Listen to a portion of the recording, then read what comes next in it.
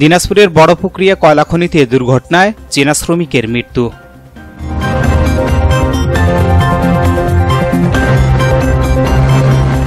আসসালামু আলাইকুম। এমকে টেলিভিশনের পক্ষ থেকে সবাইকে আন্তরিক শুভেচ্ছা জানাচ্ছি। আমি ইফতেখার।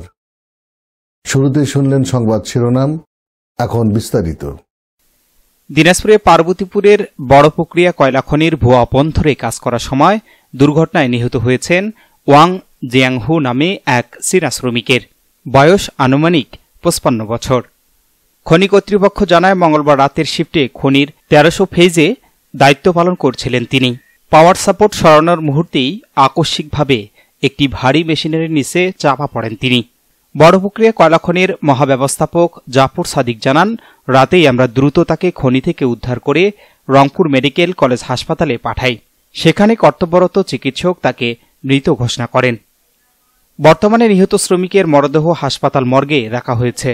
তবে তার মরদেহ দেশে দাফন করা হবে না বিদেশে পাঠানো হবে সে সিদ্ধান্ত নেবে চীনা ঠিকাদারি প্রতিষ্ঠান। চীন থেকে আগত এই শ্রমিকের মৃত্যুতে সহকর্মীদের মাঝে শোকের ছায়া নেমে এসেছে।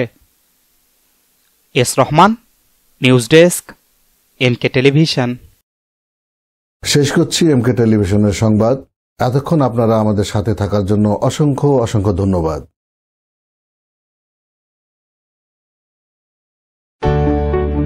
সুখবর, সুখবর, সুখবর। সুচিকিৎসার জন্য এক দারুণ সুখবর।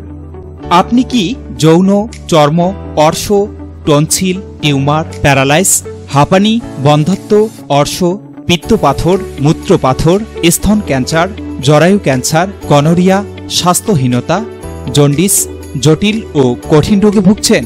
তাহলে আজই যোগাযোগ করুন মা হোমিও হলে। চিকিৎসা প্রদান করছেন ডাক্তার হাফিজ মাওলানা মোহাম্মদ মশিউর রহমান। বিশেষ দ্রষ্টব্য, এতিম ও অসহায় রোগীদের ফ্রি চিকিৎসা করা হয়। ঠিকানা সুন্দরপীর বাজার, 1 নং বেলাইচন্ডী ইউনিয়ন, পার্বতীপুর, দিনাজপুর।